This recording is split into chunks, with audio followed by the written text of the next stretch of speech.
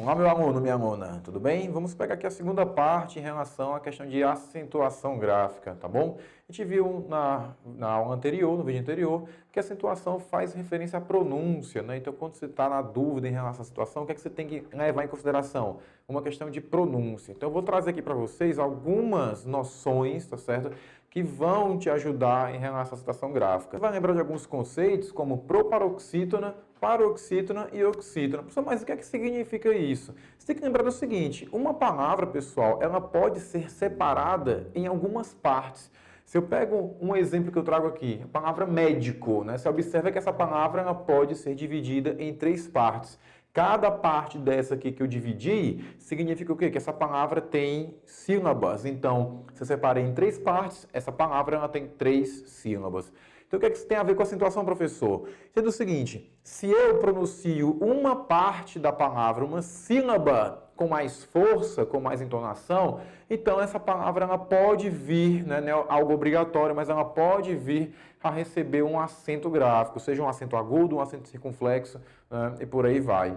Então lembre do seguinte, ó, quando eu falo que a palavra é proparoxítona, veja aqui os exemplos. Ó, a palavra médico, a palavra árvore, a palavra ótimo, você vai ter aqui uma última sílaba, uma penúltima sílaba e uma antepenúltima sílaba. E aqui, pessoal, temos um padrão.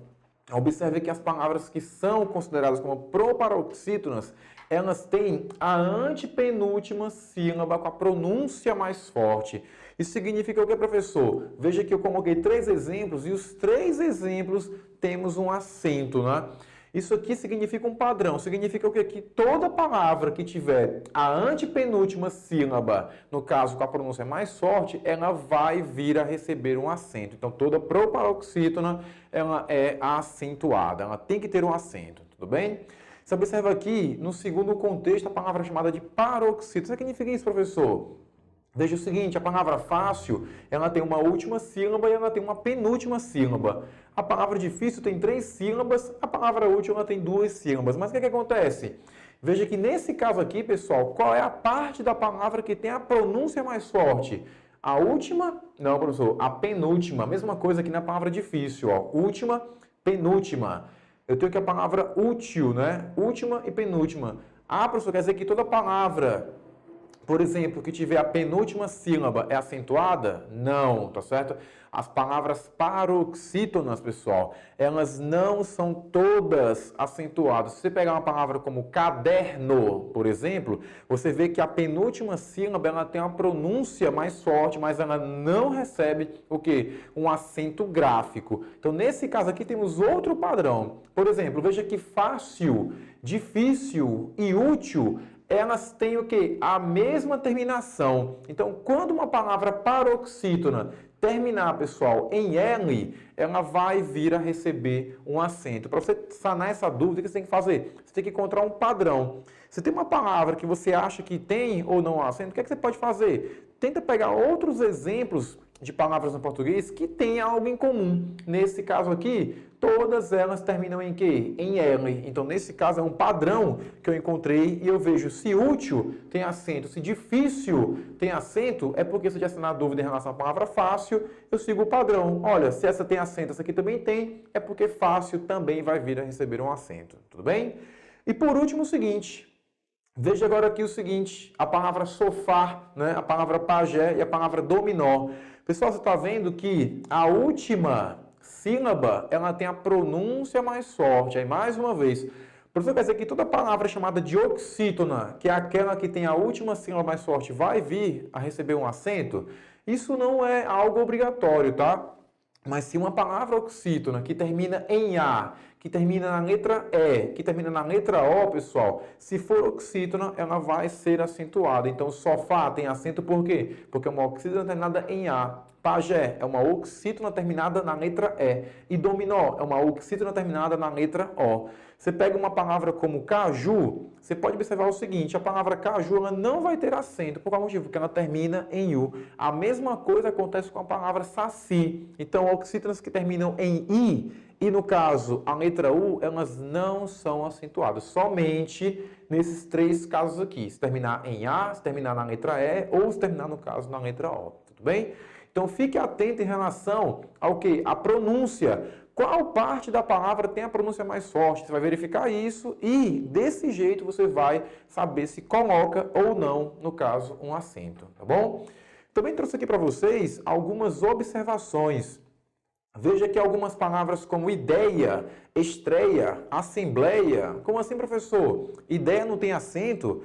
Você fique ciente do seguinte, olha, em 2009, houve o que? Uma nova reforma apenas na ortografia de algumas palavras no português. E essa reforma ortográfica ela entrou em vigor agora em 2014. Então, se você, por exemplo, colocar na sua redação uma palavra ideia com acento, vai ser descontado o ponto em relação ao quê? A uma questão de acentuação gráfica. Então, veja o seguinte, pessoal.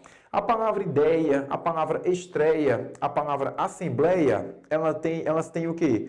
Esse E e I aqui na mesma sílaba.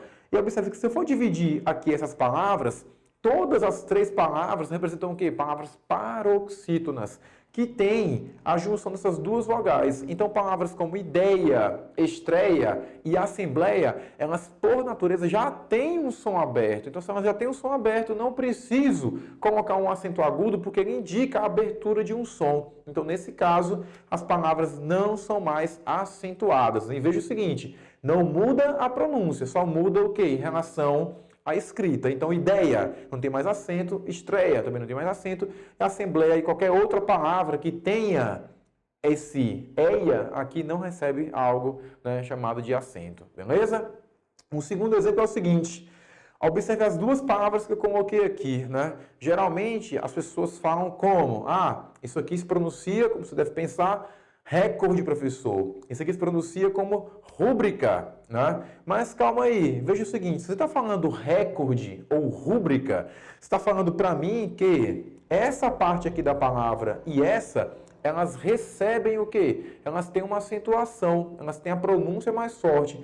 Mas o que eu falei anteriormente? Olha, se a antepenúltima sílaba de uma palavra for mais forte, ela tem que receber acento, como a gente viu aqui no início. Você está vendo algum acento gráfico aqui na palavra?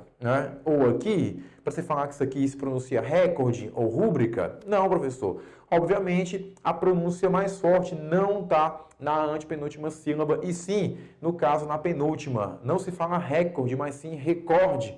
Não se fala rúbrica, mas sim rubrica. Professor, é estranho, e de fato é, mas veja que para eu pronunciar isso daqui, pessoal, existe uma regra de, no caso, pronúncia, uma acentuação. Como não tem acento aqui na antepenúltima, logo a pronúncia mais forte não vai vir, por exemplo, em recorde e nem rúbrica, mas sim recorde e, no caso, rubrica. Tudo bem? Para a gente finalizar aqui nossa aula, eu trouxe aqui um terceiro exemplo de algumas situações que você pode acabar encontrando com mais frequência na sua prova. Pega aqui essa primeira frase. O resultado tem mostrado situações diferentes, tá certo? Vamos pegar, pessoal, e colocar essa primeira palavra aqui, o resultado no plural. Aí você vê aqui a marca de plural. Os resultados. Observe o seguinte, quando tem um verbo como ter, eu tenho que marcar esse plural de alguma forma. Como, professor? Os verbos ter e vir, quando eles forem, no caso, para o plural, você vai ter que marcar esse plural por meio de um acento circunflexo. Então, o verbo ter no singular não tem acento, mas o verbo ter no plural ele vai receber o acento, assim como o verbo vir, Na terceira pessoa do plural, eu digo, por exemplo, eles ou elas vêm. Você vai acabar colocando um acento circunflexo e esse acento indica o quê? Uma questão de plural em relação a tal verbo, beleza? Então, questão de acentuação gráfica, pessoal, você tem que ficar atento a alguns detalhes e sempre tente achar um padrão para você conseguir, no caso, relacionar uma palavra que você está na dúvida com a palavra que você já tem certeza que é acentuada ou não, tudo bem? Então, muito obrigado e até o próximo vídeo.